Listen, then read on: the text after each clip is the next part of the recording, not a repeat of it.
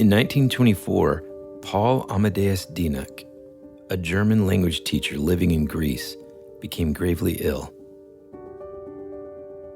Dying of tuberculosis, he wanted to return home to his country of origin, Switzerland. But before he left, he gave hundreds of pages of his own handwritten notes to his favorite language student, Georgios Papachatzis. Dienach thought translating his notes would help Papachatzis in his study of the German language. They said goodbye and never saw each other again. Papachatzis began to translate the pages. As he did, he wasn't sure if he was reading the greatest novel he'd ever laid his eyes on, or the rantings of a lunatic.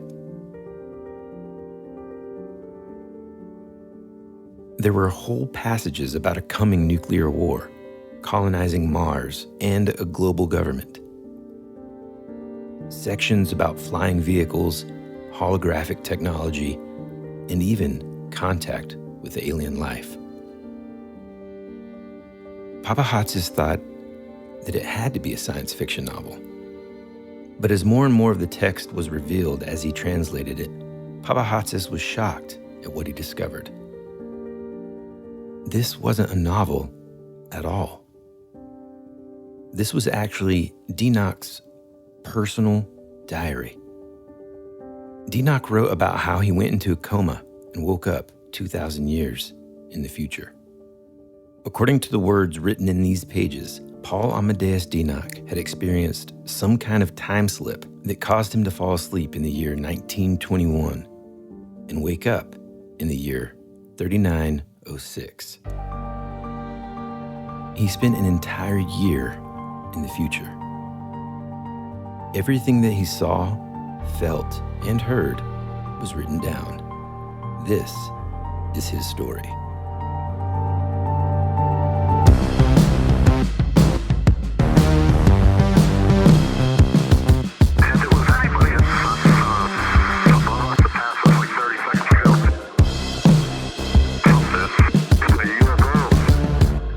Hey, all you clairvoyants and time travelers, welcome back to your favorite podcast, That Would Be Rad, the podcast that majors in 80s and 90s nostalgia, comic culture, all things paranormal, and minors in retro video games, tabletop RPGs, pre-internet mysteries, and raising our kids to be half as cool as we were back in the 80s. I'm your host, Tyler Bentz, and this is your other host, Woody Brown. Hey, dude. Dude, I can hardly even just hold it in any longer. I have been so excited about bringing this story not only to our listeners, but to you. And anybody that's listening to the show, or anybody that has listened to the show this long, should know something, that I'm not really the greatest at like keeping surprises and to myself. Well, if you're not the greatest, I'm even worse. Well, you're definitely the worst, especially at spoiling TV shows, movies, books, endings, whatever. But ever since I stumbled across this story, I just knew that it was something that we had to talk about, man. It's got all of the elements of everything that I love, and on the surface seems like one thing, but then as we're all going to kind of come to find out, it's a lot more complex than I even initially thought. So Yeah, and I real quick, sorry. Okay. Oh, Listen, this is going to be a very Woody heavy show because you've got the reins. yeah, I made you like not look anything up. So Yeah, exactly. I do have to say the like several sentences you've mentioned, you've told me about.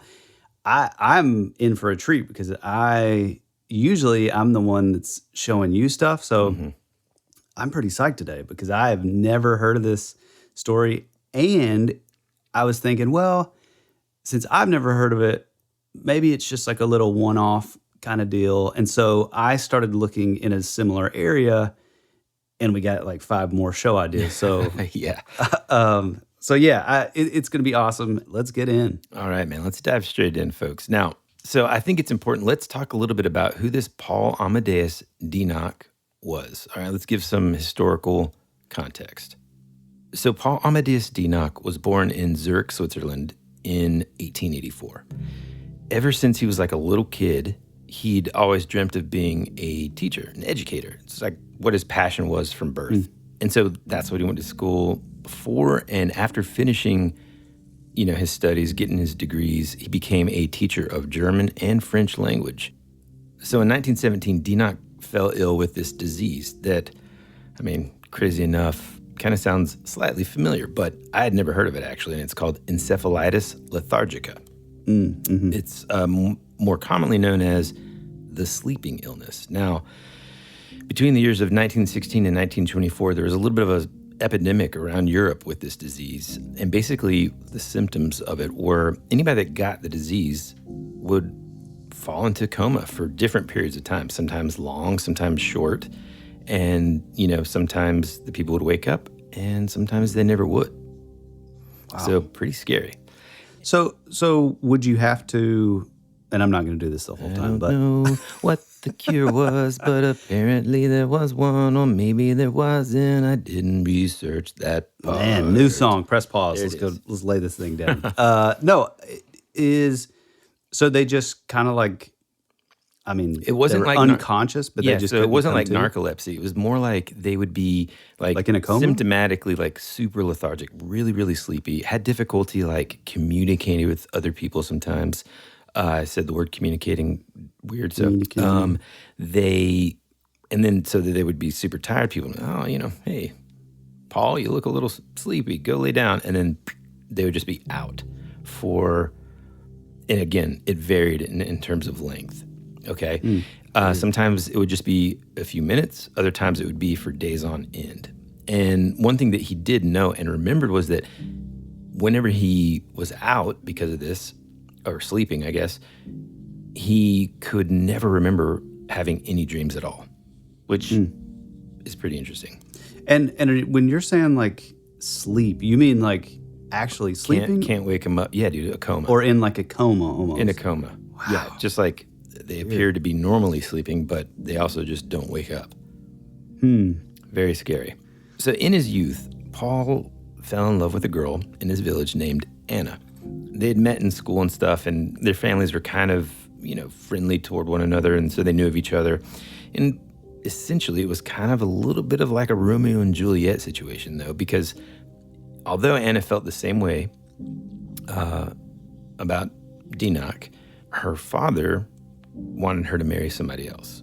So they kind of kept their love for each other secret, and they would kind of meet in a special location within this local park that their families would often go to when they were much younger. Only Anna's best friend, Amelia, knew of their love. My daughter's name. My wife's name's Anne. Your daughter's name's Amelia. There's all kinds of synchronicity in this thing. Just wait. Wait a minute, real quick. And again, I'm sorry to interrupt. Sorry. No. Can you please tell them, like, just take us 5 seconds to tell them dude, about the crazy synchronicity? Are you talking about like the old newspaper thing? Yeah. Okay. Yeah. We paused this discussion of Paul Amadeus Dienach for just a second. So the other day I discovered this website that you can go to kind of look up old newspaper archives starting in 1800 to now all around the world. So tons and tons of old newspaper archives, digitally copied and uploaded into the internet. You can search by word or even names or cities. So, just like, I guess the first time there was ever a search engine, I was like, I don't know what to look up. How about Woody Brown? I type in Woody Brown and I hit enter. And the craziest thing happened in the search results from a newspaper in, what was it, like 1854, something like that? Yeah, something like that. In an Australian newspaper. God, again, with the Australia. Yeah, no. Australian newspaper, there was a wedding announcement for a man named Woody Brown marrying a girl named Elizabeth Ann Brown. Now, my wife's name is Ann, but what you don't know is her name is Ann Elizabeth Brown. Forget about synchronicity. Forget about just how crazy that is. Let's just talk odds, okay? Let's just talk, if you were a gambling man, what would the odds be that you would ever find another Woody Brown and Ann Brown anywhere? Almost impossible, I would say. So in other words, I'm pretty sure I found a newspaper article about when me and Ann went time traveling. So I like that. Yeah. That actually, I'm glad you brought that up because there could be some Like there could be some comparisons? connective tissue here between Parallels? that, some parallels between that and what we're going to talk about today. Ooh, okay, good. Anyway, See, I did it on so purpose. yeah, I know, man. It's just okay. So back to Dienach and Anna, his love. So only Anna's best friend Amelia knew about this kind of these star-crossed lovers, we'll call them. And in his journal, which I have a copy of, by the way, Dienach says, quote, "Nobody knew about our love back then. No one except her best friend Amelia. I had not even told my mother, my own best friend, my hero. How much has she been through herself with my misfortunes and my sickness?" And then in the next entry, December 4th, 1918. "Our secret happiness lasted several months. I did not recall what season it was. Did other people talk about us? I don't recall that either. The only thing I do recall is you. My every future plan, my every thought, my every hope was formed by you. Then I was offered the position at that school. I took it as a good sign and was quite happy since I was financially independent and was able to see her every 3 months. Then another year passed. Her mother died. I had finally saved some money to start my life with her. She used to write to me saying she was very sad. I assumed that her mother's recent death was the reason. I was mistaken." So, a local man, essentially, while Dienach is off, he's got this teaching job now. And this is before he moves to Greece, like you heard in the intro. Well, he said like his like health though, like his mom. Yeah, so like because of the sleeping illness, right? Had started back in 1917. Oh, This is it like a started year back later. then, okay. Yeah, so this is like a year later, and he's writing in this first journal. And is it like kind of intermittent, like it comes on and then goes kind of thing? The sleeping illness, you Yeah. never know when it's gonna strike, essentially. Jeez. So he's got this teaching job that's kind of close by. It's not in their village, but it's more in the metropolitan area. And he's like saving up. He's getting proud because he's going to be able to, provide for Anna and hopefully their family and stuff. Because he knows that like that to her father, it matters that whoever she marries is able to financially provide for them, right? Like my father-in-law. And not too dissimilar to a lot of father-in-laws, right? So essentially, a local man had befriended Anna's father and kind of really over-exaggerated his financial situation and asked for Anna's hand in marriage. Dienach kind of hears a rumor of this, and of course, it completely breaks his heart. And so he goes back home and meets with Anna. Falls back asleep. No, he meets with Anna. They're just standing there. He just falls to the ground sleeping. She's like, "What does this guy think I'm supposed to do here?" Waiting. Okay, so they meet at that secret location in that park. Specifically, it was this hill that was always filled with like these blossoming, what he called wind flowers, which are kind of like buttercups. And What the hell is a buttercup? buttercup? Like it's a type of flower. It's like a white flower. You never heard of a buttercup? No. I mean, I've heard of like a peanut butter cup. I love butter stuff. Buttercup. Dang it. Butternut. Cup. Just stop. Okay. Well, while they're there, she convinces him that there's no way she's going to let her parents force her to marry this dude. And I'm going to quote another entry in his journal. It says, "For the rest of my life, no matter how long that will be, the memory of her that night, the last time I ever saw her, standing in front of me, will always be fresh and vivid in my mind. She wasn't sad. On the contrary, she was full of optimism. She was laughing. I couldn't stop gazing at her. We were on our hill. I pressed my lips against her hair. Around us, only blossoming windflowers. Enough for today," she said. "Let's go back. I have to be home early. Next time we're here, I'll make a wreath of windflowers. Will you place it on my head?" At that point, he agreed to. He asked her, "Promise me that I will see you again, that they're not going to bend you." She answers with, "We will come here again. I swear to you that we'll come back." Now, she ends up marrying the man. Internally tortured, of course, but doing so to please her family. It happened kind of right after her mom passed away, actually. And Dienach thinks that part of the reason that she agreed to it was to, maybe her dad sort of used that as a means to be like, this would make your mom happy. Yeah. That kind of thing, to see you married and all that. But this is something that tormented him forever. And it was something that he noted that he was constantly praying for signs of Anna's eternal love for him, because how could she marry this guy? Well, 2 years after the wedding, she died. In May of 1921, Dienach's illness began to worsen. And in fact, he ends up being hospitalized. He started getting this terrible high fever and kind of is beginning to come in and out of consciousness.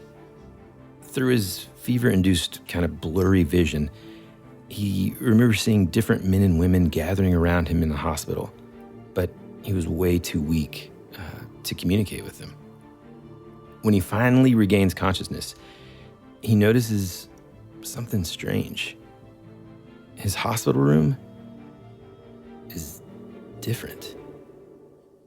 The medical staff that are kind of coming in and out are dressed in unfamiliar clothing.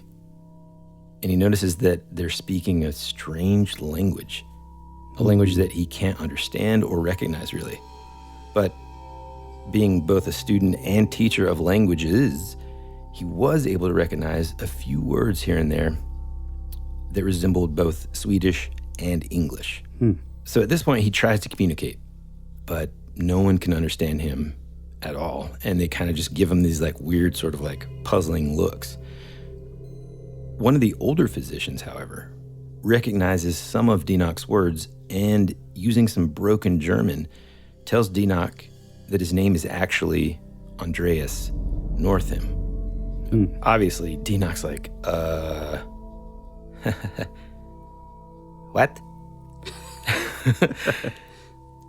The doctor proceeds to tell him that he is this renowned physics professor who had had a terrible accident.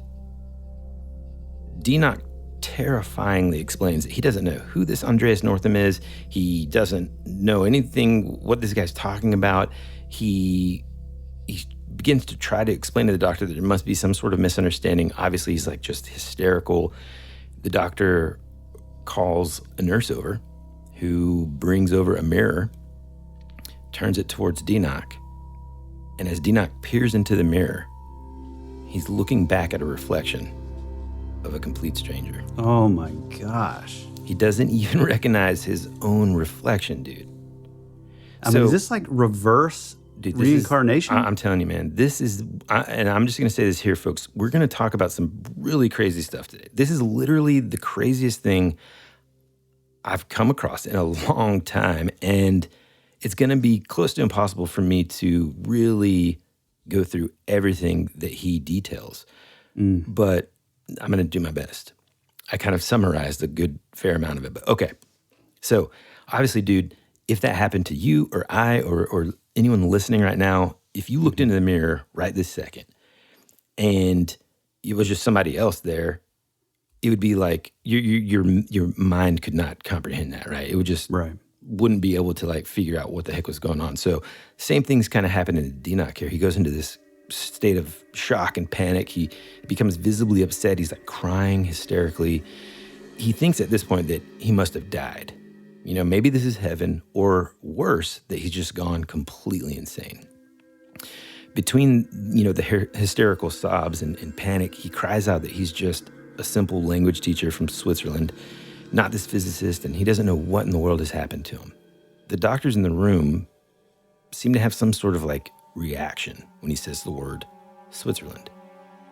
It's they kind of look at each other they recognize that. Someone asks him, what year is it? Dienach kind of looks up and says, it's 1921. The entire room goes silent.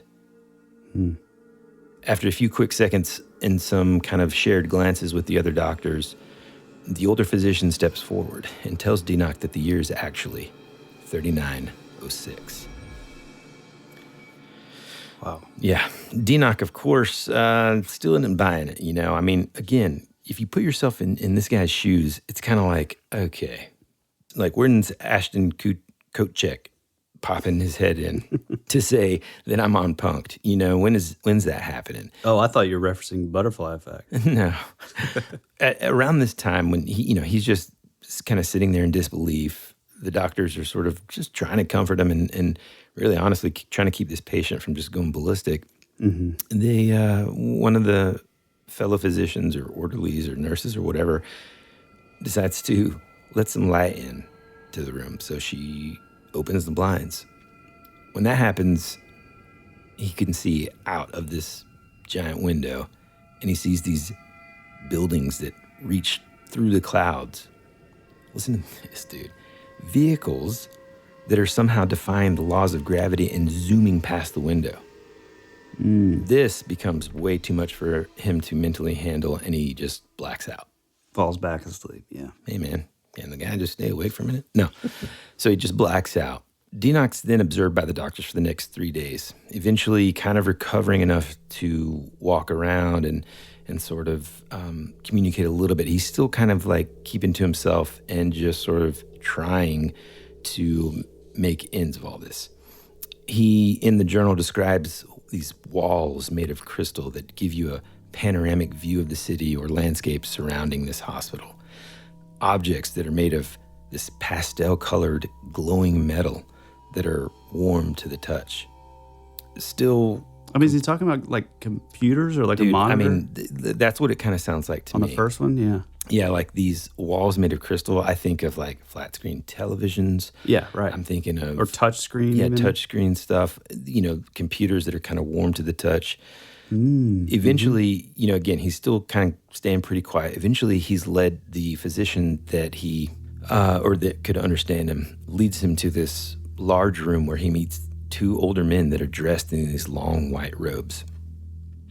At first, he kind of thinks that these are some sort of like priests or religious figures, or maybe even some kind of like royalty or high government people. Again, he's kind of drawing from his own knowledge base, kind of like we talk about on this show, where, when people see or experience any kind of interaction with, quote unquote, well, anything outside of their normal time or world, whether that is a cryptid creature or potentially the other, as Timothy Renner would say. Yeah, just something else, creature or alien or whatever it is, they tend to kind of do so through the lens that their mind will allow, right? So that's his first thought, like, oh, okay, well, I guess they're taking me into church or something. And he comes to learn that these are actually called electors with an I. He learns that they're kind of like elder wise men. Up until this moment, the physicians that had been kind of observing him, other than, the one that was kind of communicating with him the most, didn't really believe that he was really from the past. They just thought this Andreas Northam guy had suffered, some real intense brain trauma in the accident that had brought him into the hospital. You know what I mean? After questioning and speaking with Dienach for a while, the electors actually began to believe his story and everything that he was telling them. Because, and this is when it starts to get real juicy, they have this knowledge of a rare phenomenon that they called a consciousness shift, where someone's mind or soul could be transported into someone else's body.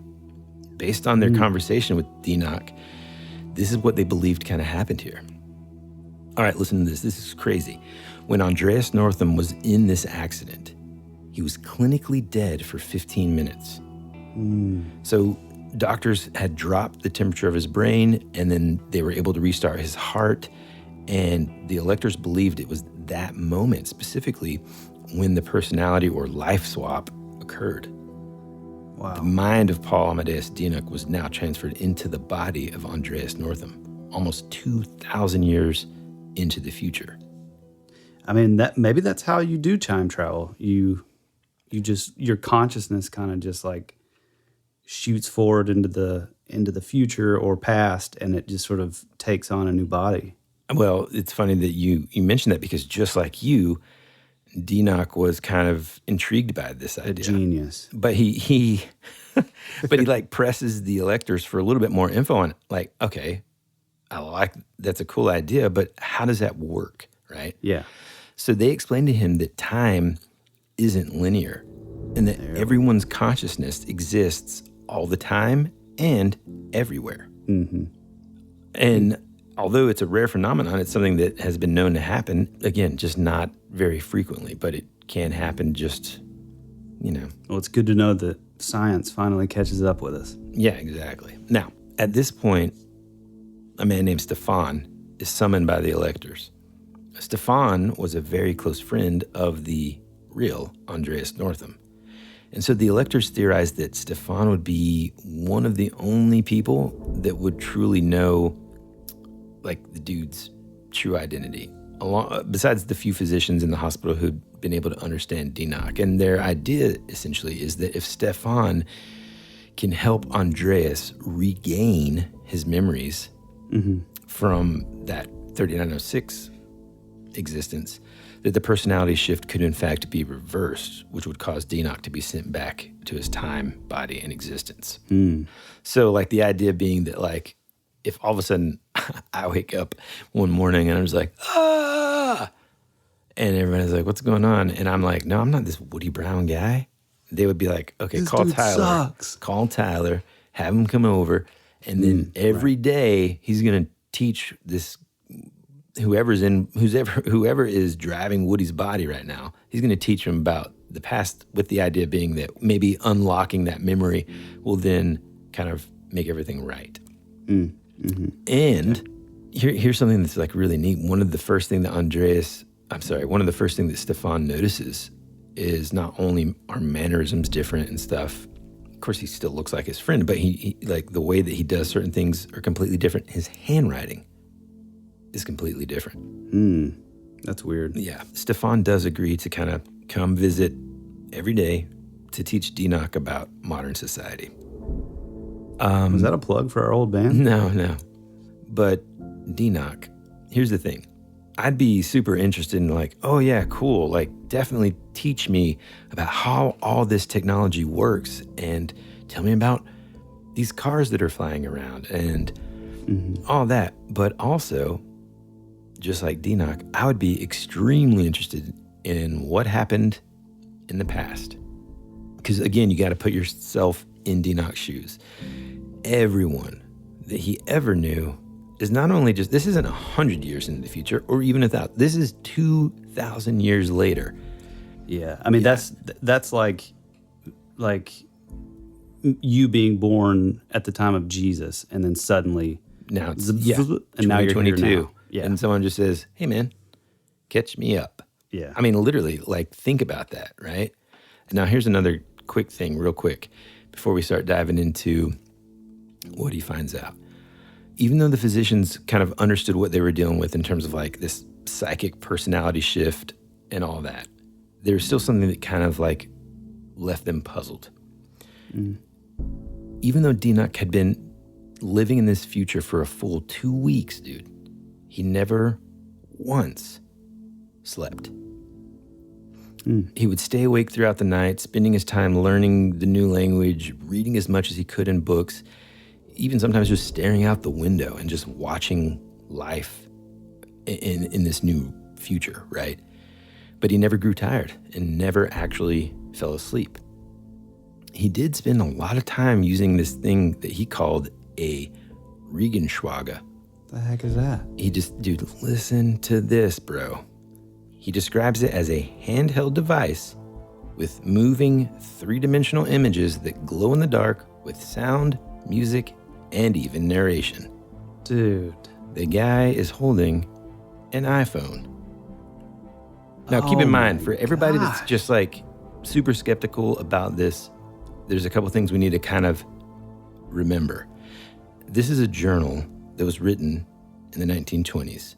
And if you don't believe that, and we'll get to that later, that it was given to this Papachatzis, at the very least, Papachatzis, who we'll talk about later and why he would be a trusted individual, translated it through the 14 years after he received it. This is still well before, Apple. Oh, yeah. Just wanted to make sure that we're all on the same page here real quick. I mean, what if Steve Jobs read this? I know, man. And then that was like the grandfather paradox or the bootstrap paradox that like gave him the inspiration to be like, oh wow, let's put a TV in our phone. Man. I mean, it's funny that you say that because the doctors were very encouraging for Dienach to kind of learn about the past and study everything that he wanted to, except for they would not let him look up or learn anything about the 20th century.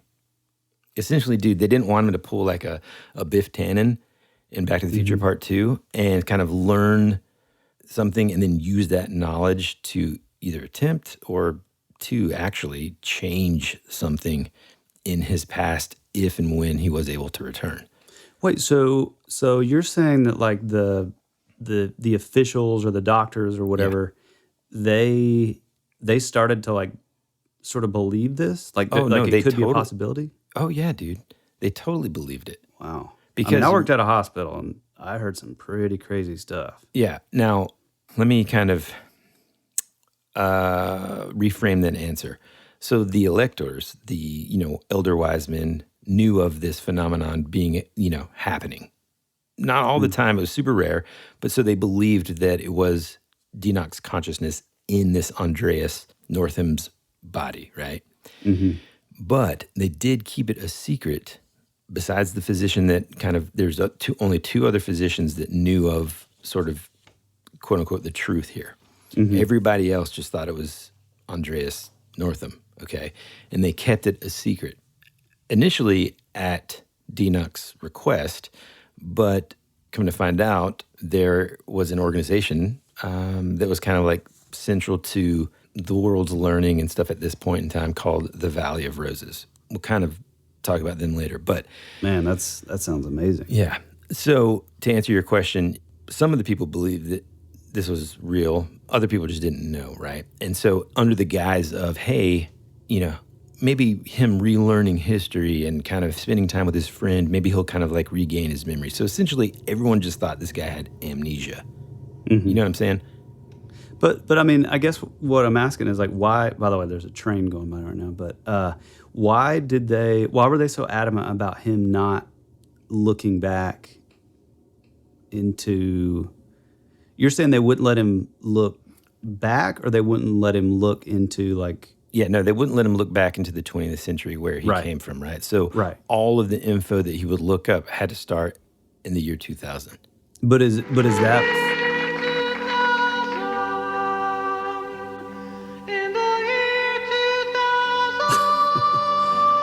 But is that like so because they thought that there could be a possibility that he would shift back? I know. They just thought that if he did learn anything in the 20th century, most specifically, those instructions were, given to him by the elders or whatever, the electors, because they didn't want him to potentially change anything and ruin anything, I guess, whenever he got back to his time. I thought time was not linear or whatever, but anyhow. Yeah. So here are the events as remembered by Paul Dienach. So again, these are the events that Dienach wrote in his journal that Papachatzis translated. Okay, so this is what happens on Earth over the next 2,000 years. But again, this is sort of like his sense of quote-unquote time we're talking about. Don't write these dates in your calendar with a Sharpie just yet. After these messages, we'll be right back. America's future can be determined by our dreams and our visions. It was very intense, bright light. For over 200 years, there have been reports of giant man-like creatures. From another dimension, another world, I don't know.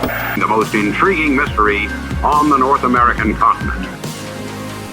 Hey, this is Bryce Johnson from the Bigfoot Collectors Club, and you're listening to Tyler and Woody on That Would Be Rad, because that is rad. All right, man. So again, folks, this is, extremely compacted, summarized of some of the stuff that happened. It's very, very the broad stroke version because literally you wouldn't believe the amount of detail. I haven't had the chance to read all 375 pages of this guy's journal, but this is kind of like the highlights, the abridged version. This is the this is the Cliff's Notes. Okay, Yeah, the font size version. Yeah, it goes into so much more depth. It's extremely intriguing. I cannot wait to read the entire thing because truthfully, it sounds amazing. All right. Yeah, I agree. So between the year 2000 and 2300, this is really when humanity kind of has some of the biggest struggles. Although it begins to solve like issues such as like overpopulation, ecological destruction, famine, tyranny, regional conflict, and also has a bunch of interesting discoveries scientifically, like interactions of electromagnetic energies, new technology that deals with like the usage of gravity and even spiritual energy, anti-gravity, all this kind of stuff. They're still just kind of having a tough time. Mars is actually colonized in the year 2204. And over 60 years, the population of Mars grows to be about 20 million people. But tragically, they are all destroyed in 2265 by some sort of massive natural disaster on Mars. And the goal of future Mars colonization is then just completely abandoned. They really shrewded it. Yeah, they really shrewded it. And again, I'm just going to kind of like blow through some of these here. So in 2309, a major world war erupts after this medium-scale nuclear war, and it has widespread destruction across the globe, and it lasts for nearly 80 years, wiping out the vast majority of the human population. But humanity survives, and a world government called a Rechtsstaat is established in 2396 to try to prevent such disasters in the future. This actually ends the quote-unquote ancient period of history that he's studying and kind of marks the beginning of what they consider in 3906, the beginning of, quote, modern history. So beginning in 2400, this one world government is formed, but it's led by wealthy, powerful individuals, which was still super corrupt. Countries around the world still have like strong nationalism. And so for about 200 years, there's a strong resistance globally against this one world government. Good. Eventually, though, citizens stopped electing politicians and businessmen, and instead, the higher offices around the world were held by mostly scientists, engineers, philosophers, and humanitarians. Oh, boy. Over the next 300 years, society starts to reform. In 2823, this world leader named Torhild proposes a new economic system that is based on what he calls global adequacy. At this point in history, people collectively start working for all of humanity together, the greater good. They work initially for 40 years of your life in your chosen field, and then after that, you retire, and essentially all the sort of material needs are met sort of by the global community. Now, this is what's crazy. As time goes on, technology and automation progress so much that by the time Paul Dienach wakes up in 3906, people work only for 2 years of their life. They're educated throughout their childhood, and then at the age of 17, they enter into the workforce. They had to give up was all their freedom. No, listen, they work very hard for 2 years, and then they retire. That's it. Because all of their material needs are met: food, education, shelter, clothing, even things like entertainment. They don't have to work anymore to make a living. They don't have to worry about like, man, I really want to be this, like an artist, but like I can't because I have to pay the bills, right? Really, in fact, money as we kind of know it isn't really used anymore. Instead, almost all the value is placed on art and the pursuit of knowledge.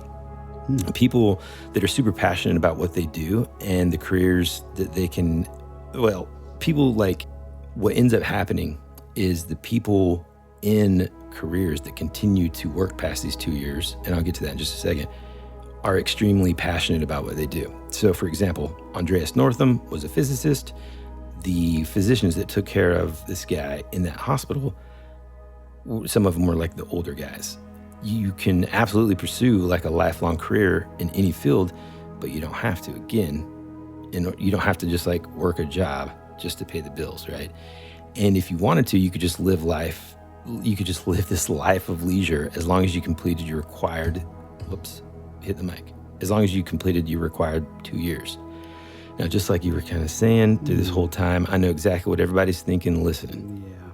What do you think in this? What would you say? If you could just sum it up in one word, what does this system kind of sound like to you?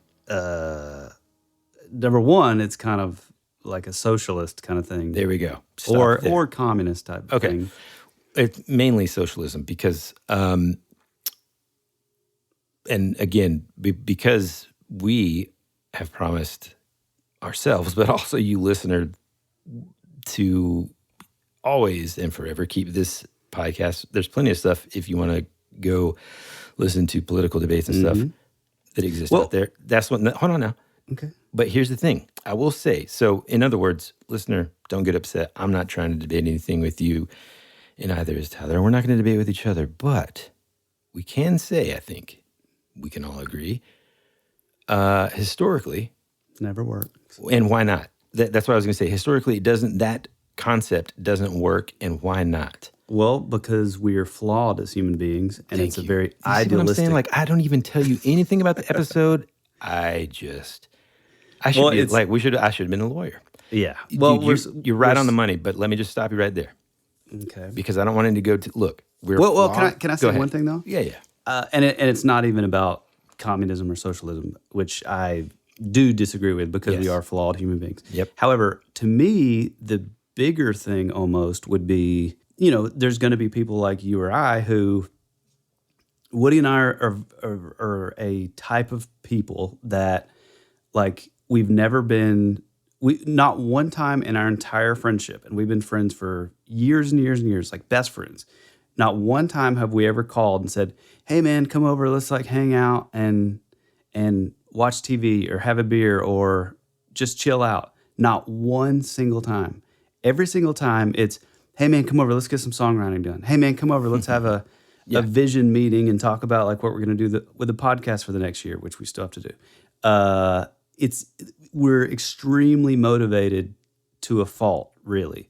But the problem is you're going to have those people, and then you're going to have the other, I'll be generous, 70% who it's just kind of like laziness. And you see a lot of that in like younger kids. And I mean, I know I come off as like the old guy yelling, "Get off my lawn." But I think that's what would happen. I can't see, I think humans are at their absolute best when they are like pushed, and especially when they're passionate about something and they're like creating, or they're like, that's where we as humans get like our sense of like worth and like well-being. And it's because of like, the old saying, like, by the sweat of your brow. Like, I think a lot of that is like sort of needed as, to function as the way we were created to be created. And to kind of like expand on that real quick before we get into human nature and that discussion, like, I think that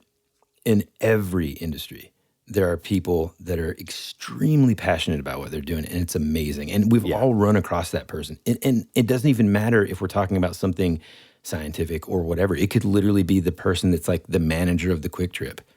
I mean, I've just met like some take real so much pride in what they do, and you're like, man, when you run across that person in a different industry, dude, it just feels amazing, right? Yeah. But okay, going back to what you're saying, human nature is part of the reason why a lot of things don't work, because there's always going to be someone who wants more.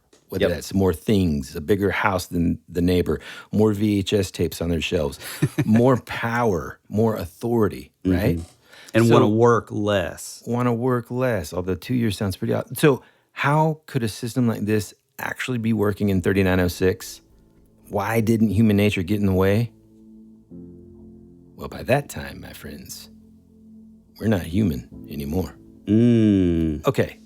Now, like transhumanism? Well, here's the thing. And see, if you listen to this, do you understand what I'm talking about? There's so much to this, dude. There is so much. It's so interesting to me. Basically, by 3906, we're not human like we think of human today. The human race has evolved. Paul Dienach describes this phenomenon that started happening to people around the year 3000 called the Nebelwerk. In the future. So is he just giving these names? He's just writing these names down, man, in his journal. He's describing, and I'm not talking, like, this seems detailed probably. Maybe. But I mean, there was also a bizarre name for like the iPad or the phone. Are these just sort of names that it's weird that he wouldn't be calling them what they're actually? Dude, that is what they're actually called because he's now learned a new language. You understand? You know what I'm saying? Like it'd be like, imagine, like you using your example earlier. You're born during the Great Reset. No,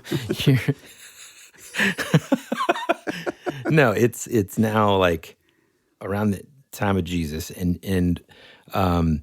it's like 33 AD, and then all of a sudden you go into a coma and you wake up and it's 2022, and all you know is how to speak. But hold on. All you know is, let's say, Arabic or whatever. Okay, and then now you got to use your words to name an iPad. Are you going to use your words? Yeah, or are you going to say it's called an iPad? Well, that's what I'm asking. It seems odd to me that he wouldn't. I mean, I understand that like he doesn't speak the language, but it's still weird to me that for example, I'm just giving the name, dude. He does go into extreme descriptions of. Well, like the Japanese are really big on this. It'll be like, then it's like Atlanta Braves. Like, that's what he did. Sorry, I don't mean to be offensive. That's what I'm saying. That's what he did. But why wouldn't it be like, whatever his language is, and then like iPad? Yeah, that's what it was. It was like whatever his language was. So he had initially written it in. So this was like his sort of the way like the Japanese, like the slang for would have adapted how we say lighter, and it's like raita. Yeah, I'm being dead serious. Okay, but no, for real. Yes. But like that's what you're saying? Yeah, he was doing that? Okay. Yeah. Okay. Yeah. So it's called Nebelwerk. That is their word for this phenomenon. Okay?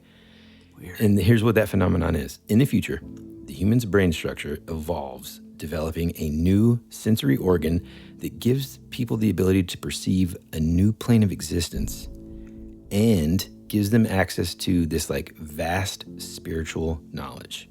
They call this ability there's this other word that I'm not even going to try to pronounce, but essentially he calls it supervision.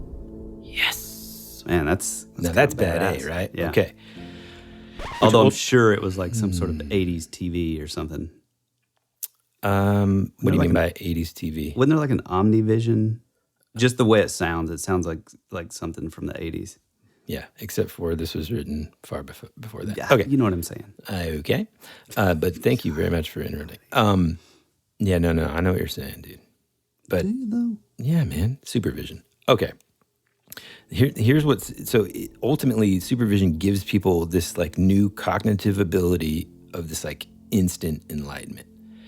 It gave them a sense of like incredible happiness, spiritual peace, divine joy, this complete acceptance of life and death, and a disregard for all sort of like earthly things, the importance of like worldly things, right? So we're like divine beings almost. Well, we have that divine sort of like perspective or exactly perception right? or whatever. Here's the kicker though, man, and I think you're going to be able to help us out with this one. This euphoric nirvana, this feeling, it came all rushing in at once, initially causing everyone that experiences Nebelwerk to die. Yeah. And so although they died with like these like looks of ecstasy and joy like on their face, man, they were so overwhelmed that they just couldn't survive the event. Now, when I was reading about this, I was like, dude, isn't there something biblically like that kind of that's reminiscent of this? Like, I mean, are you saying like how? I swear I remember hearing something at some point, and maybe it was just sort of like somebody's sort of interpretation or a cool idea. Is it kind of along the lines of like how like Moses witnessed God and it like turned his hair and beard white? That like kind of stuff. Yeah, man. Like where if you were to actually see some like heaven, basically, you would be so overwhelmed that you would just. Yeah. Yeah. And I don't know if that's in the Bible, but you know what I'm saying? I think there's some sort of allusions to that. Yeah. Like it's like we view, we see through like the veil darkly. Like we'll never be able to, like it's just too much for our human.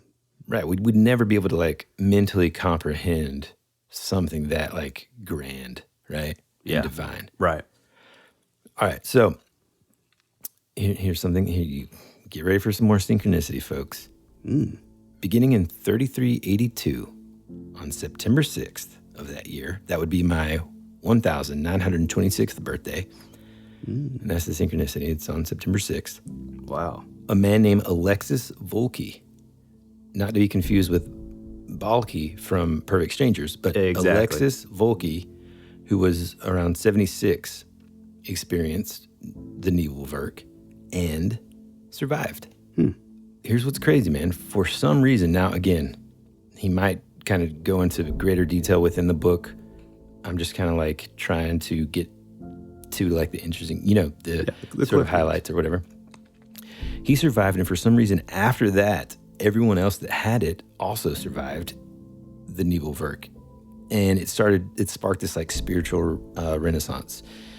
Wow. This switching on of new perception becoming sort of a normal process in everybody's life. And then around the time that essentially Homo sapiens then gave way to this new species of human called Homo occidentalis novus, which translates from Latin into New Western Man. That's cool. In the future, again, according to this journal, human nature changes, evolving from sort of our more primitive nature that was still heavenly. I mean, if you think about it, dude, so much of our everyday, if you really break it down, so much of our personalities and our quote unquote human nature right now is so heavily reliant on like ancient past things, right? Like survival, fight or flight. I mean, competition, it's like built in our success DNA. on the biological level, dude, for sure. Right, exactly. Yeah. And so that ends up being translated into our personalities and society in general and stuff. And it would make this sort of like utopian sort of ideal and vision of the future just something that would be impossible to work today. Because like we said earlier, no matter what, there's always going to be Emperor Palpatine. Yeah. Yeah. No matter what. It's like everybody can be fine and happy, and then there's going to be somebody that's just like, yeah, like, no, cool. But also, like, I want to live in a mansion. Yeah. Exactly. You know what I mean? Yeah. But in 3906, for this evolved human, it works. And it starts to, like, work beautifully. In fact, like, in 3906, man, there's, like, almost no laws because they're just obsolete and unnecessary. You're able to comprehend, like, empathy and things that just another level than what we're able to now, That's really cool. Yeah. I mean, still pretty skeptical, but yeah, well, okay. It's super cool. Yeah. So, but again, dude, this is 2,000 years. Now, we can start breaking down like the probability of whether or not our brain is going to, develop another sensory organ and really all the things that would be necessary for that to happen. But let's not do that here. Yeah. The interesting part is that you reading through these pages and stuff, like the working quote unquote for the common good as a species, rather than sort of like isolated segments of the human population, became the norm. And like because they were able to sort of like really just speaking on like survival alone, kind of collectively as like the big village, if you will, survival became more prominent. Like advent of like new technology and medicine and all these kind of things, like death and life, like everything was just like peaking, man. Everybody's doing awesome. Everybody is in this like heightened state of awareness, and like spiritual evolution too is just at a level that, it's just hard for me to comprehend even reading through these things. And he so basically, like to get sort of new agey, your vibrations have gotten so high that you're kind of like a godly being, or you're like an ascended master. You cheated, man. Huh? You read some of this stuff, man. Dude, I haven't read any of this. I'm just... I know, but I mean, it's cool and that's part of the reason why I knew if we did it this way, you would kind of unlock some of that thought process, man. Yes and no. So they're not like, they are able to tap into that. They're like a yogi or like a... Dude, they're like Yoda, man. Well, yeah. Right. They're able to like sort of like, and truthfully, they're able to like, it's like there's this amazing marriage of like science and theology kind of that happens in that they're even able to like understand and using their technology see things like basically like spiritual existence coming in and out of just like the normal, like let's say like we're in our studio and we're like, oh man, set up the spirit cam and you'd be able to see like these things just kind of like free sort of moving through your reality and all this kind of stuff. That's really cool. Like travel technology is taken to a whole nother level. And again, are we teleporting yet? Well, not necessarily teleporting. There is something, hold on, man. Let me try to find that. Like, seriously, dude, it gets so in-depth that I was like, oof, I don't really know how deep we want to go into this. But I mean, dude, they talk about, hold on. I mean, I'm in it. I'm strapped in. Let's see. Oh, dude, okay. Since you asked, there's this new form of transportation. And again, folks, I know this is going to sound crazy, but let's all remember this is potentially 2,000 years from now. Although I'm going to pose a different theory in a few minutes.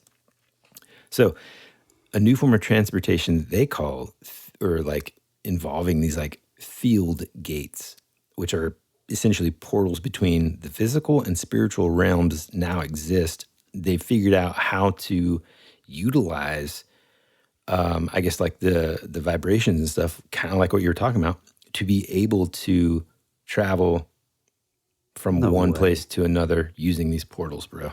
Wow. Okay. I mean, did this guy, because what, 1917 or 1921? Yeah, 1921. I mean, the idea of any of this stuff is so like foreign. Like, it's one of those things where and again, like I know we sort of reference this a lot in this show. It's like, we're talking about people that are way far back, and it's like we're doing that from the perspective of someone who lives in 2022. It's easy to be like, oh, well, that's a natural progression. It's been in sci-fi movies and sure. And, in this social, or like cultural zeitgeist or whatever. But like somebody from 1921, this is such a far-fetched, like almost totally abstract for the time to say. So to me, that's where these like little things that are just so outrageous, like these little weird details. Like, again, and I keep going back to Sam the Sandown Clown, but it's like all those bizarre little details seem so weird and abstract to make up, right? That to me, those are the things that like make me think like, oh, maybe there is something more to this, right? Exactly, man. As I started to read more and more about this, it starts to like create even more questions in my head. Like, okay, now that we're thinking, well, and we'll get there in a second, but like when I think about things like when we talked with Bryce and we're talking about the Bigfoot that like, looks like it just basically walks into a portal and then disappears. When we talk about things like where the footprints in by Timothy Renner and Joshua Cutchin. Yep. It's like it begins to sort of like piece a lot of stuff together, man. And it's like, oh, and I've got an idea of why that might be in a second as well. But anyway, let me keep on going with this because just as crazy as you think it is, boy, we still got room for crazy. All right. So even the concept of being selfish is something that they actually like study as some sort of archaic remnant of this quote unquote less evolved species. It's hard for them to comprehend or even like imagine being selfish, right? Which is interesting. And again, these are like observations that he's just like making, right? So, truthfully, though, and he writes about this, he kind of finds the people of 3906 to be, just weird. He says they kind of like walk around and act like just like carefree children. And sometimes it kind of gets on his nerves a little bit because it's just like, you're an adult. Why are you acting like a dang, like, He's like, also, you need to be working. Yeah. and he says like, he kind of takes a minute and he's sort of like, in one of his writings, he's talking about how like, well, hold on a second. They're free of any anxiety. Yeah. To climb a corporate ladder, or what am I going to be whenever I grow up? Or, man, I've got to do this. I got to, 5 jobs just to do this. And like, even just ending up doing something that's like mindless tasks just so you can like pay for the electricity. Right? Yeah. And so instead, it's been like nearly 600 years of this kind of lifestyle, generations after generations and after generations of people that haven't had to think that way. And so he kind of starts this guy, Stefan, who's now... Surprised you didn't do the Wedding Crashers quote. What? 5 generations. of large family breeding. Like Stefan, who's now like, he's becoming friends with, because he's just kind of gaining all this knowledge throughout this year. He's befriending this Stefan guy, and Dienach kind of says like, he kind of expresses his frustration with this like carefree childlike sort of affect that people have. And Stefan says to him like, hey man, who's to say that all these things you find strange are childish instead of maybe divine. Right. And Dienach's like, whoa, man, okay. But Dienach then asks Stefan like, okay, look, that's great. Everybody's living in peace and harmony and all that. But like, how in the world could these 3906 humans, like if we think we have snowflakes now, how can these 3906 humans possibly even survive like an outside threat such as like, I don't know, aliens? Yeah. Well, what's funny is like Stefan comes back with, dude, and I love this, man. This story just has a little bit of everything. He says, oh, well, we've actually already been contacted by aliens many, many times, man, without any problems. In fact, humans in the future are like very aware of other intelligent beings living around the solar system and the galaxy. But the interesting thing is Stefan says that, they're not really interested in communicating with us and really kind of prefer to sort of, quote, study us from a distance and observe us from a distance. He says that they've really only intervened with the human race on a few occasions, one of them being when we were on a path toward total human annihilation. I'm trying to think, in 1921, what would have been, would H.G. Wells, I guess? H.G. Wells, and also... trying to think if... And I was going to talk about this a little bit, but what's his name, man? Lovecraft. Yeah. Lovecraft would have been kind of around, and we'll kind of talk about that in terms of like, what do we think about this? I was going to bring up Lovecraft, but... Well, but I'm thinking of like H.G. Wells being like War of the Worlds and like the idea of like... Right? See, I don't know. I can't remember. I was just wondering if like that would have been something that... Because this whole time, everything you're saying, I'm thinking like, okay, well, how would a 1921 man like view this? Like, would he have already heard of that? Like the idea of like aliens from outer space or Venusians or War of the Worlds apparently was first serialized in 1897. So, wow, yeah, he would have kind of had that idea. Okay, so the years kind of going by. He's befriending Stefan. He's also not really he's not sequestered really. He's not sequestered to the hospital really. He's able to like walk around, like, you know what I'm saying? Like interact with people. Stefan's now bringing him around. He introduces, but he's still in the hospital though, right? I think he's like staying there just kind of in case sort of thing, in case it does work, and it does. But again, only he, Stefan, and the Valley of the Roses, but the elders or whatever, the electors, and a couple of the physicians kind of know that they're doing this. Stefan introduces him to a girl that was Andreas's girlfriend, basically. And over time, they actually develop a pretty strong relationship. Her name is Sylvia. And it's interesting, man. Throughout the journal, he's kind of learning about their culture and all this stuff. But there are like entries where he just feels like extremely guilty because she'll say stuff to him like, I've just noticed after your accident, like you just seem like a new person. You've made me kind of want to remember my life and like enjoy life. And, she starts to really kind of like fall truly in love with this guy because of the difference. And so he writes about just feeling so guilty not telling her who he is and the truth. And really doesn't want to scare her off, right? Yeah. So one day she says something, and it's this line, dude, that, oh man, let me try. Well, I don't know if it's worth sorting through all these pages to find, but I'll paraphrase. She basically says that she's like, man, I really want to kind of take you around and show you all the places, that I grew up and stuff, because although I can describe them to you, you don't ever really have the full experience unless you go there, because hearing them might make you happy, but seeing them with your eyes will make your soul happy, which I just thought was super, super rad. That's cool. Because that just alone is like a really cool, true statement about traveling in general, if you ask me. On one of these trips, so they go on several, okay, and they're using these vehicles that he calls Avigiosa or something like that, which is this flying vehicle that can take you anywhere on Earth almost instantaneously, which, man, wow, pretty dang convenient. They go on a couple like different day trips, and she takes him to like, where she grew up and all this kind of thing. Well, he secretly is like, man, I really want to go back to my village in Switzerland.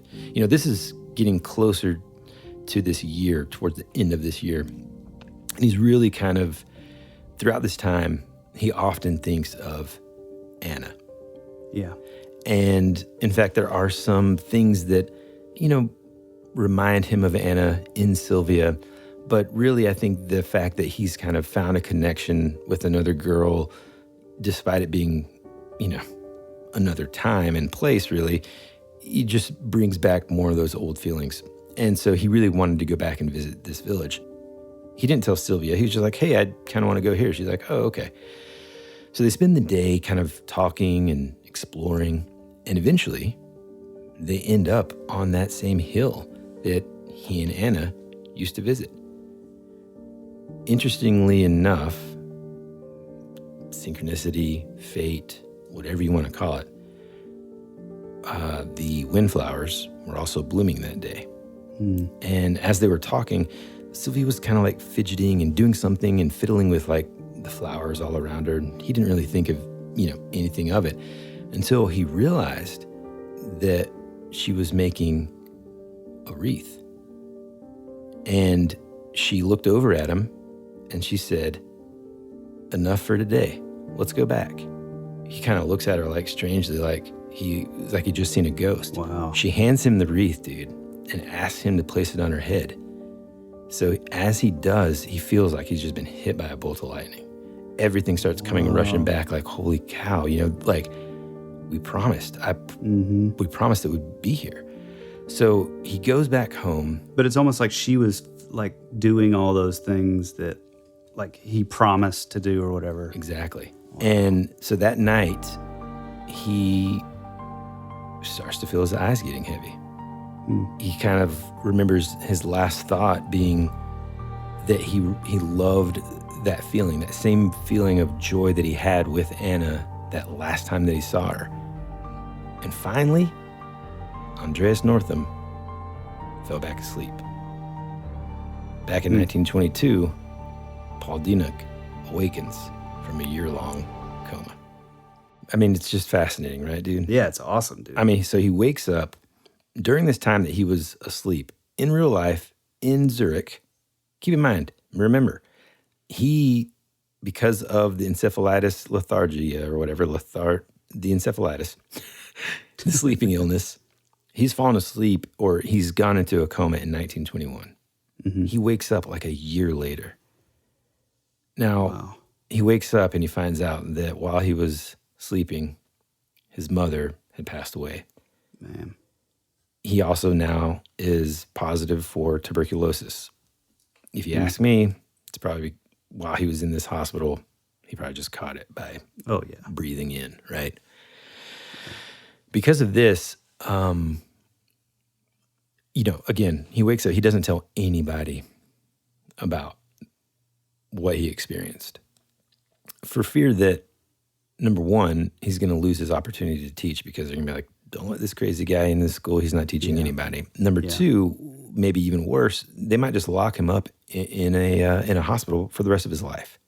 And he doesn't want to die of tuberculosis locked up in some mental health institution. So just like our buddy Ed in the Coral Castle, he decides to move somewhere that's going to be more coastal, that's going to give him, a better climate to combat the effects of tuberculosis. Mm-hmm. Oh, that's right. I didn't even think about it. So he moves to Greece, and this is where he began to teach German and French, and that's where he met who would become his favorite student, Georgios Papachatzis. So in 1924, he really starts to succumb to tuberculosis. He knows he's going to die, man. And so he wants to go back home. I didn't read this anywhere, but I like to think that he wants to go stand on that hill one last time. And Papachatzis kind of thinks, him just like knowing that he was going to die essentially might have been the catalyst that I guess made him decide to give these pages to Papachatzis. So he gives these pages to Papachatzis in the guise of like, hey, this will help you kind of practice translating from German into Greek, and, this will help you. And he's like, oh, yeah, cool, whatever, I think initially Dienach kind of told him that he was going to go, on a little vacation or whatever. He died not too long after that, and Papachatzis never saw him again. So, man, there's a lot to unpack here, I think. Yeah. We could go into all of the technology and all that kind of stuff, but I think instead, what I kind of want to do is talk a little bit about like what we think about it all. Yeah. Before we do them in, I know there's going to be a lot of questions where people say, the skeptical folks, the more skeptical folks, I think will have a couple of questions on the top of their mind. One being, why did it take Papachatzis so long to kind of translate this and get it sort of published? Because the first published version of this, which was actually called The Valley of Roses, was published in the 1970s, I think 72 or something like that. And I'll answer that question now, which is he kind of translated it over the course of 14 years, sort of like on the weekends and stuff. Again, at the very beginning, it just seemed I'd say the first 20 pages of this diary is really just, well, maybe not even 20 pages. Maybe it's, 10 to 15 pages of these pages would have been his diary about, being young and in love with Anna and, his life at home. So he probably just thought like, okay, what in the world, right? And so this like somebody's diary. Right, exactly. And this is a guy who, by the way, George Papachatzis he studied law. He even got a PhD in law in 1932. God, we'd have him on the show, but sadly he passed away in 1991. Yeah. He was in the Greek military. In 1929, he ended up being accepted into the Council of State and had like some different, positions in the Greek government, and served even as secretary of the Greek administration in 1947. He was a very respectable kind of character, and it kind of goes, I guess, against sort of any of the initial skepticism of, well, this guy just kind of made it all up. I don't know, man. What questions do you have for me, or like, what are your initial thoughts about it all? So I am like pretty much a true believer in all that. And I don't mean I just naturally believe everything and anything I read or hear about. But to me, what that means is I like to entertain everything as the possibility of it being, true or as stated. As stated. Yeah, right. And for this, I would say, again, I kind of go back to those the elements that are maybe a little more sort of fantastical or left of center or sort of abstract, if you will. Mm-hmm. Those to me are the things that lend credibility, which I think probably to most people, those are the things that, would totally lose them. They're like, you lost me. I'm out. But to me, those are the things that, I don't know, they just seem sort of like if somebody were going to be making these things up, those are the things that would feel like okay, you have a natural progression of like thought of like, oh, well, I'm going to make this up. And this seems futuristic, for somebody living in 1921. This seems like something that would be crazy for the times.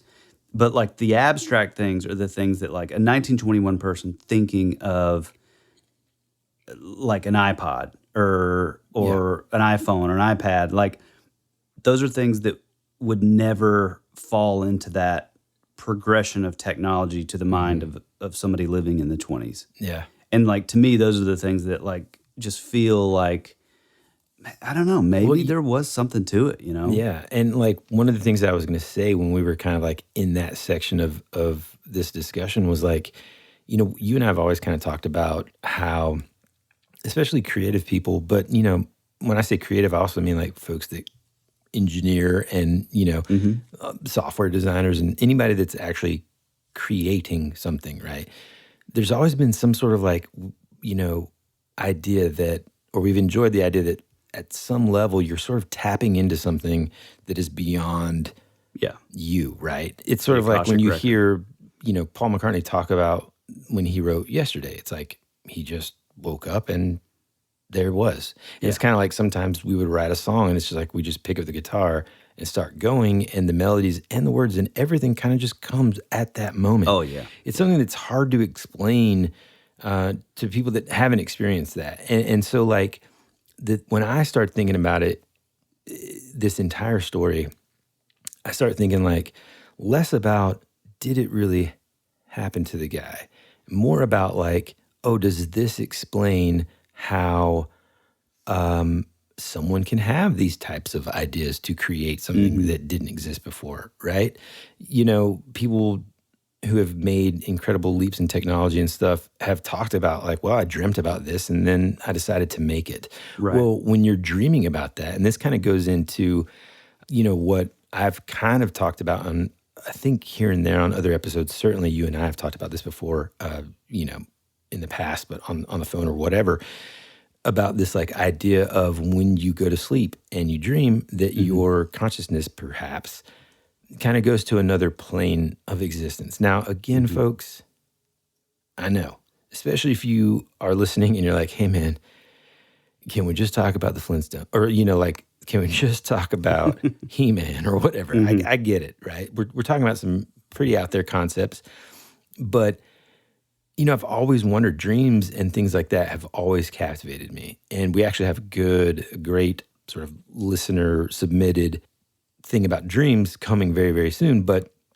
I just had this, like, that's what this made me feel like, right? And so whenever I started thinking about him talking about all these, well, this hasn't happened yet, is something that you'll find online about this. Like, well, his predictions didn't happen because, this, and this. Well, okay, but what if we're using that sort of idea that time isn't linear. Is not linear, and that everyone exists at the same time in all times and everywhere.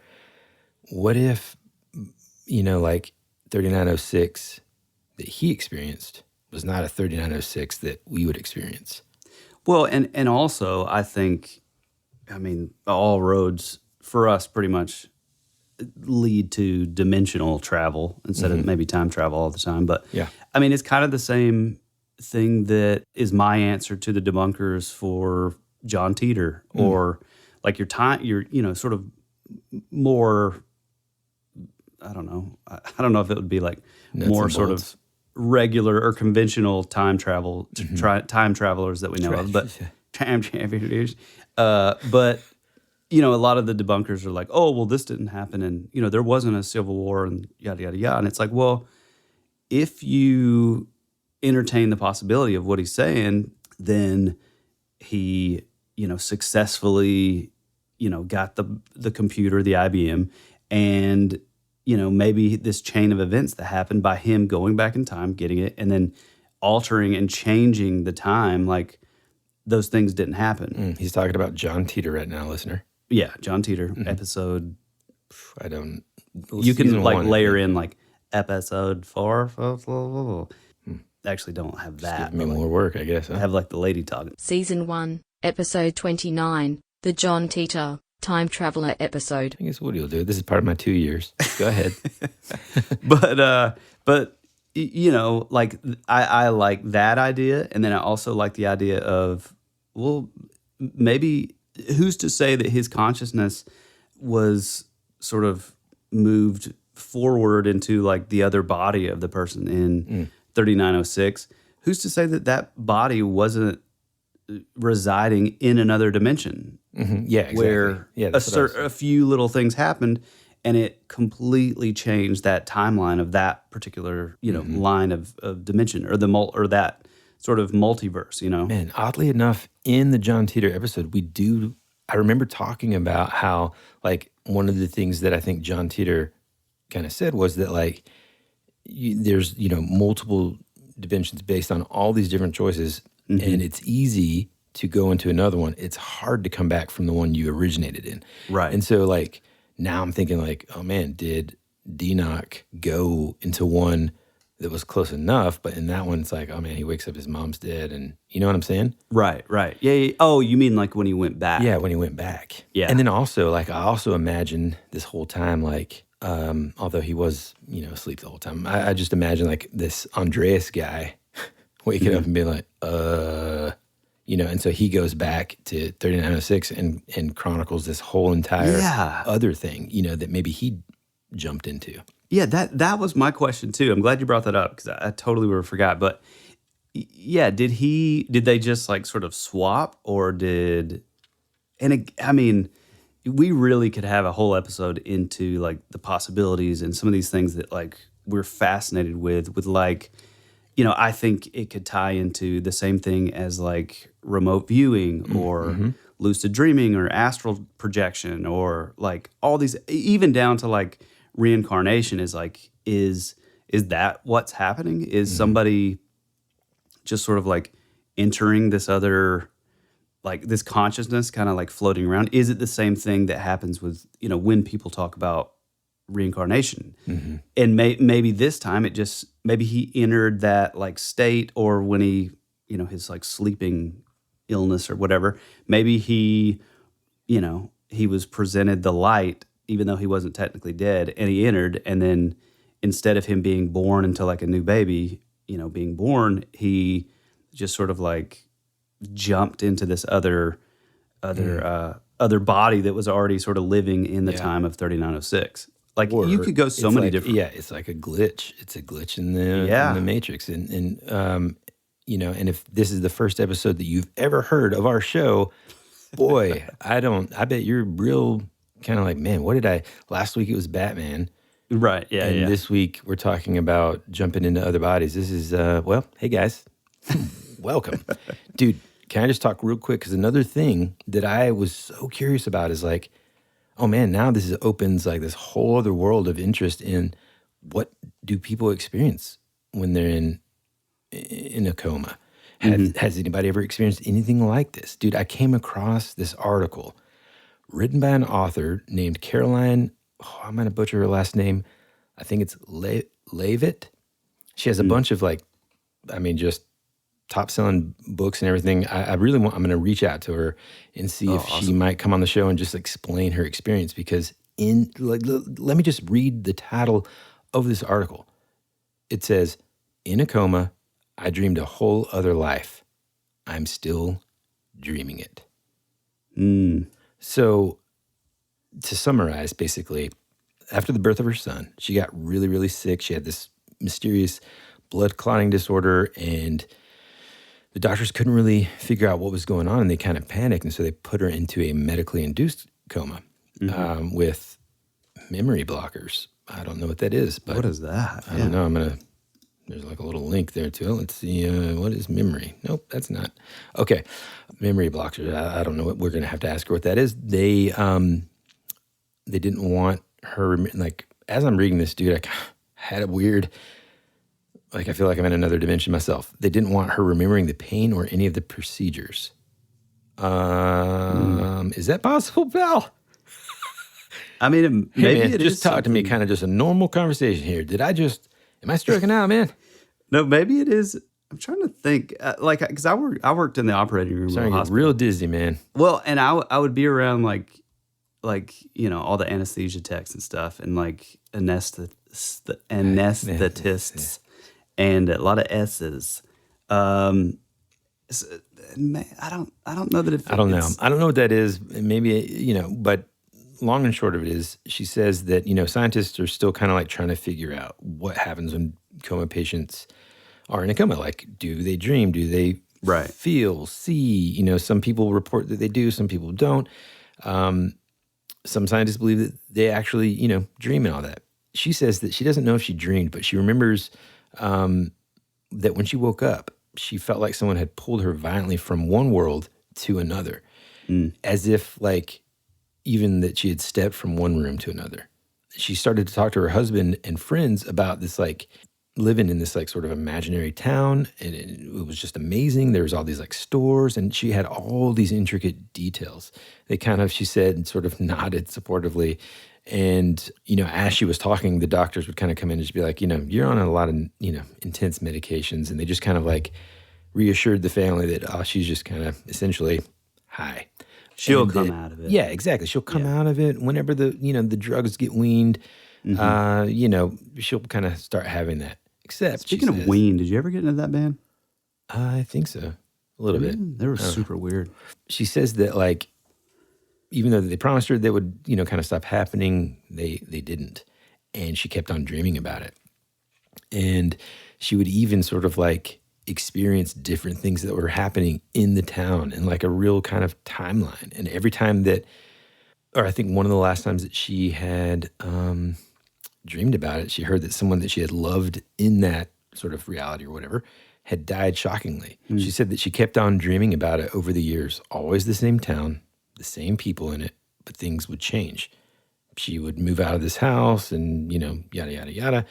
So anyways, in this article, she kind of just talks about how, was it a dream? Was it some sort of like, are dreams products of our own sort of emotions and thought process? Yeah. I mean, there's just like so much to it, man. So much of this, like sort of all the things that this guy described. And again, as detailed and as long as I talked, it's nothing in comparison to the detail that he goes about everything, dude. I mean, he goes into detail about how these people, like, how their interpersonal relationships work with one another, and just all kinds of observations, man. And one thing we got to keep in mind here that I think is important, this isn't a guy who his ultimate goal was to become like an author.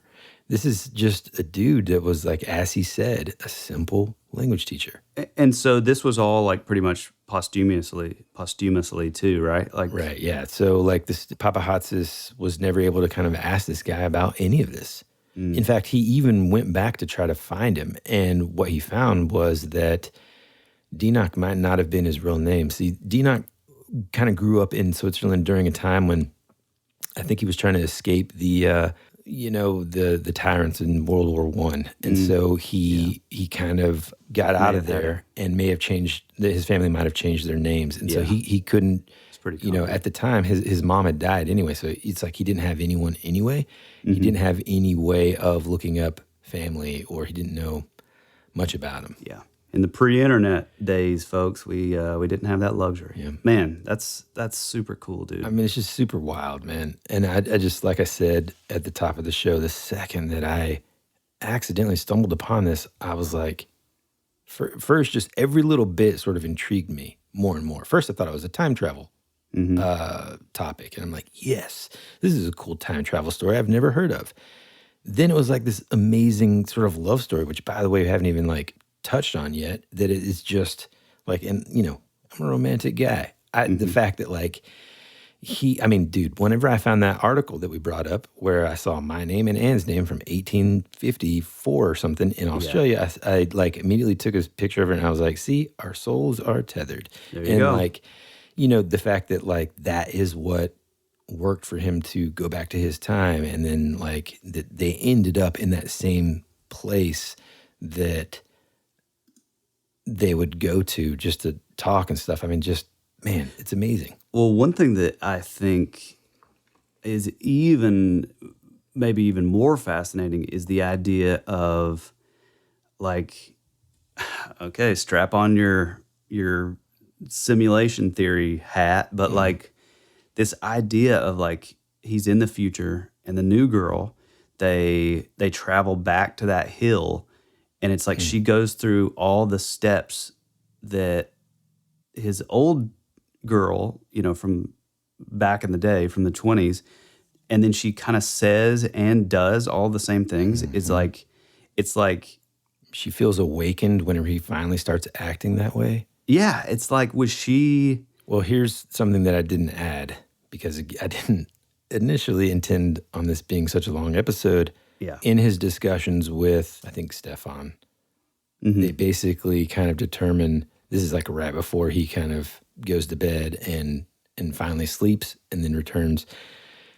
He basically truly believes that Sylvia is the reincarnation of Anna, and that was part of the reason why his, consciousness was drawn to that time, because hers was already there. See, that's exactly. Jeez Louise, dude. Yeah, that's where I was kind of going too. That's amazing. How man. is this not a movie already, man? Yeah, it really. I mean, it's over the top. It's kind of crazy. Maybe it's a better book than it is a movie. I don't know. Or was Sylvia and the new girl, were they just like NPCs in the simulation that were sort of coded to do the same thing at the same place, no matter what time you're in? And those were just kind of like, you know, they're kind of like that. What would you call that, man? Sort of like in Vanilla Sky. They're like the programs. They're to just help, programs. Like, get it back on track. Or like in Free Guy, you know. Come on, man. I don't like that. It's sad. No. I'm just saying, like they're basically placed there as guardrails, or like kind of like you. Whenever we play Dungeons and Dragons, you have certain characters that can kind of like be like, whoa, you don't need to go too far over here. Or you need to make this decision so that your life goes down this similar path. It's like, what if the simulation has these coded beings, you know, set in place, set in like the same location, and like they interact in the same way and speak the same way and say the same things in a similar manner. I mean, that's amazing, man. No matter what time you're in. Yeah. I mean, I kind of like that idea, but can I admit something here to you and the entire audience? You already know this. I'm so mushy, dude. I'm such a mushy guy. Such a dork. I'm such a dork. That like I really do. I mean, truthfully, I love the idea that, and this is going to sound, so many people are going to be like, come on, bro. Yeah. I can hear them logging off right now. They're mad at me. All right. No, it's not my, I love the idea that no matter what time in history, no matter what happens, no matter what, somehow, we kind of talked about this before.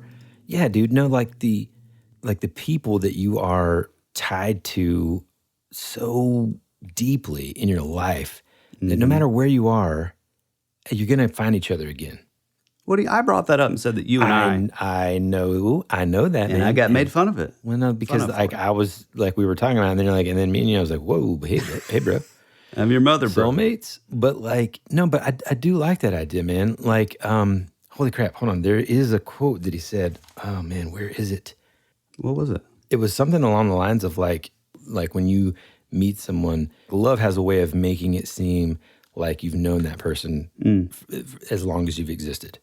You know what I'm saying? Mm-hmm. Yeah, I mean, I feel like I've been in a relationship with my wife for 100 years. Which I can say these things because she'll never listen. So this is because there's so much to this. I invite everyone to try and find this book, you can find it online. Actually, if you're an Amazon user or something, I think they're giving it away free, like the Kindle version.